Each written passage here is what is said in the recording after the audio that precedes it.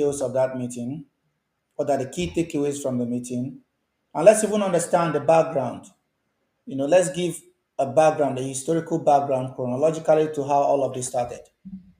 Um, a lot of people look at the Russian invasion of Ukraine of 2022 and are not interested in looking at the background to the story and how it all started. This has always been a low intensity war or conflict that has been going on since 2014 after what they call the Euromaidan movement of 2014. But before we go into all of that, we have to look at the reason, the rationale, and the motivation behind this meeting in Alaska, the choice of Alaska, the history of Alaska itself. It used to belong to the Russians. They sold it for around $7 million or thereabout, around the period of 1860s or thereabout, to the Americans. So the choice of Alaska is very interesting.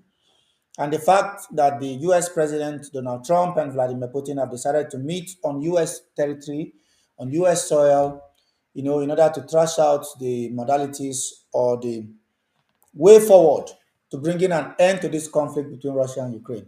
Trump have always insisted that this is a war initiated by his predecessor, Joe Biden. Well, a lot of people think otherwise. They think that the Russians have become too aggressive and are pushing the envelope too much that they have decided to launch this illegal war against Ukraine. So let's look at the key details of this meeting as we begin the conversation.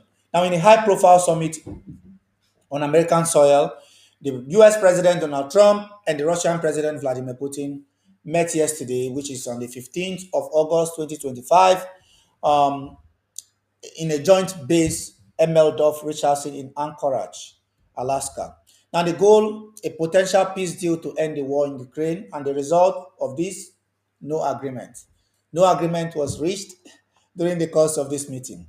Now, both leaders described the talks as productive, but no ceasefire